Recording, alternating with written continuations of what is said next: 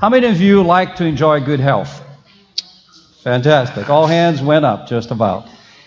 We strongly believe the same way. You know, when you have health, you have everything. Health is the real treasure, isn't it? We are blessed to have Dr. Rios bring to us a special health feature tonight. There'll be others, so you need to be tuned so you won't miss it. Let's welcome Dr. Rios to Prophets of the Hope right now. Is this working? Okay. So today's talk I entitled The Sugar Issue. As a family physician, I spend a lot of time on this topic because of the horrific problem that we're having in this country and in other parts of the world with diabetes, the effects of sugar, corn syrup, sweeteners, and everything else. So I've just presented a few slides. I'm going to talk about a few topics. It's impossible to cover it all in the next 10 minutes. But I want to bring some highlights for you. But I want to start with the Bible, because in Exodus 15:26 we see that the Lord said, "If thou wilt diligently hearken to the voice of the Lord thy God, and will do that which is right in his sight, and will give ear to his commandments, and keep all his statutes, I will put none of these diseases upon thee, which I am the Lord that healeth thee." To Chicago, the University of Chicago, they have a section on mummies. And I didn't bring all the information and the slides. But they have mummies ranging from 3,000 to 5,000 years from different parts of the world. And guess what diseases they found in these mummies? The same diseases we have today. So when the Lord promises people that he would keep them away from those diseases, do you think that applies to us today? I believe so, and I know so, because I see it on a daily basis. This graph shows us our sugar consumption. Now this graph cuts off just after 2000. If we continue it till today, we are consuming on average per person 140 pounds of sugar per person per year. Now think about that.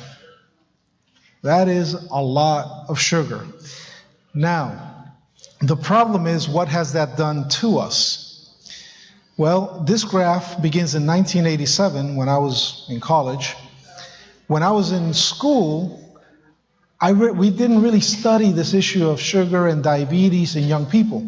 Diabetes was either something that happened to little kids, type 1, or something that happened to old people, right, like me. And I remember professors saying, you know, there's these people showing up in their late teens and 20s, and they have this type 1, type 2 diabetes we're not really sure about.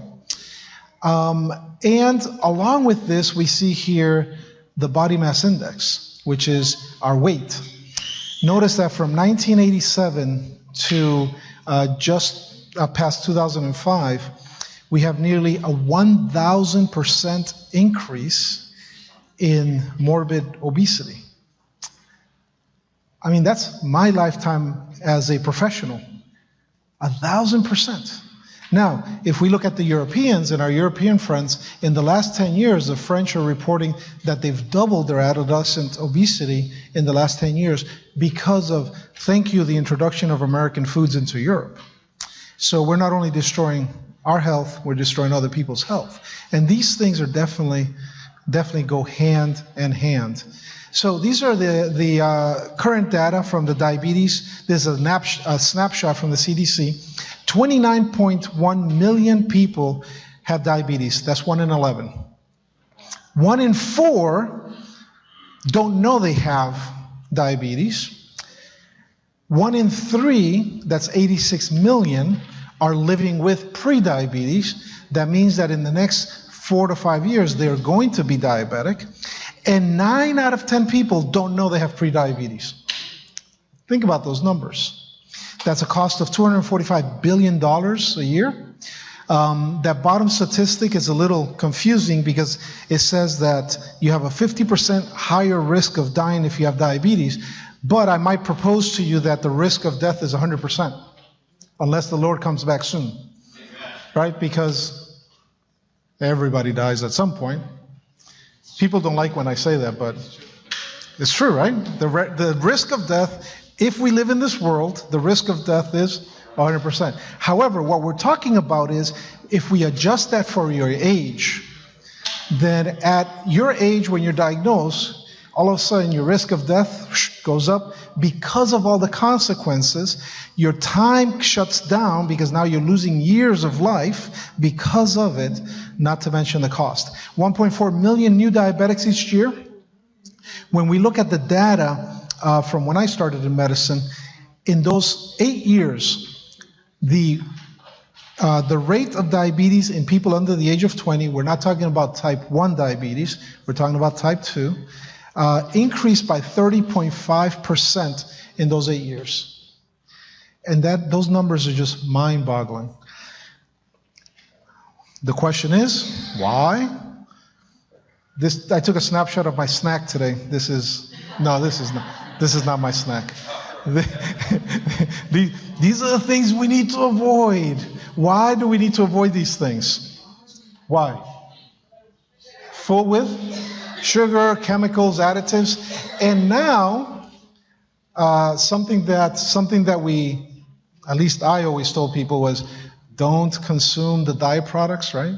And we had our diabetic society saying, consume the diet products. Well, now we realize that all the artificial sweeteners not only are going to damage your kidney, give you a risk of cancer, but now people who don't have diabetes and had switched to diet drinks because they were afraid of diabetes, now they're getting diabetes because they were drinking the diet drinks. And so we're messing up our metabolism with all these chemicals and artificial stuff and sweeteners.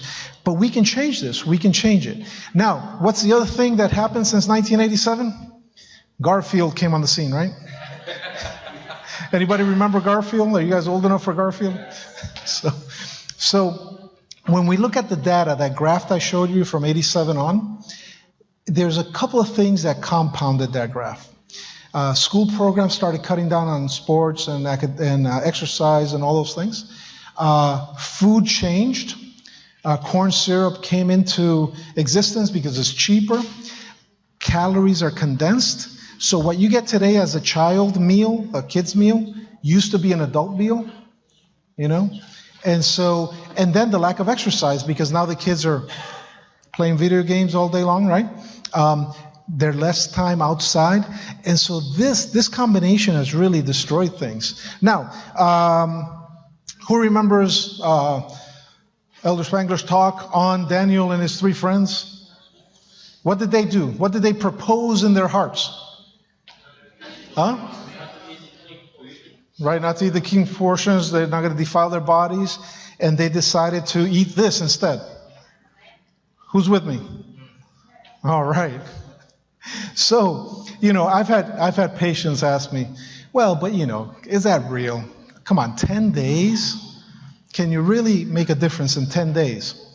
Well, some very smart people in Australia at the university, Swinburne University, did exactly that. They decided to do a study for 10 days. Now, they used the Mediterranean diet, which is not as good as a full vegan or vegetarian diet. And what they did was they measured people at the beginning of the study. They put them on a 10-day diet, and they measured them at the end of the 10-day diet.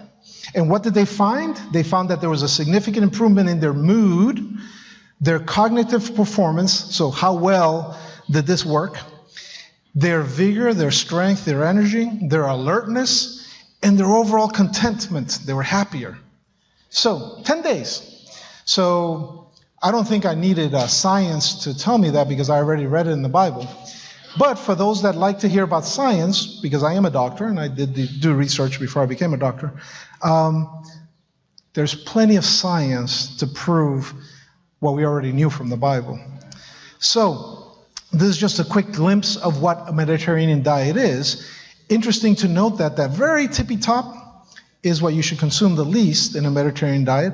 As a matter of fact, a true Mediterranean diet says no more than a couple of pieces of meat per month if you're going to be on a Mediterranean diet.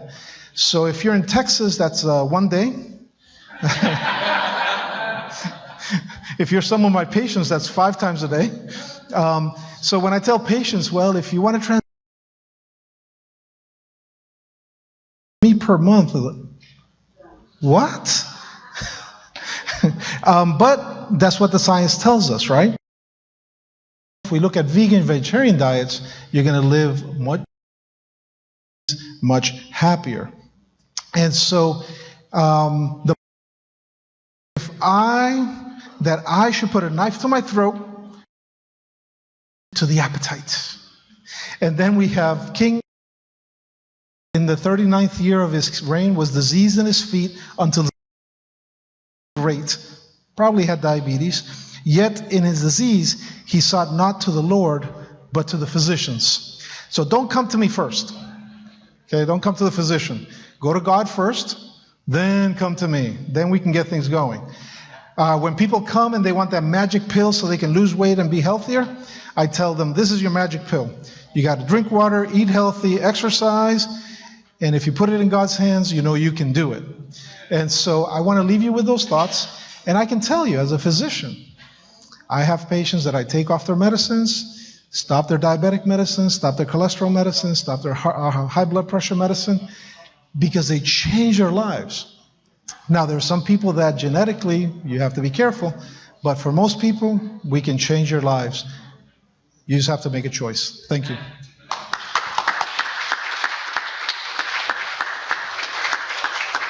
Thank you, Dr. Rios. Wasn't that a great little introduction to our health future?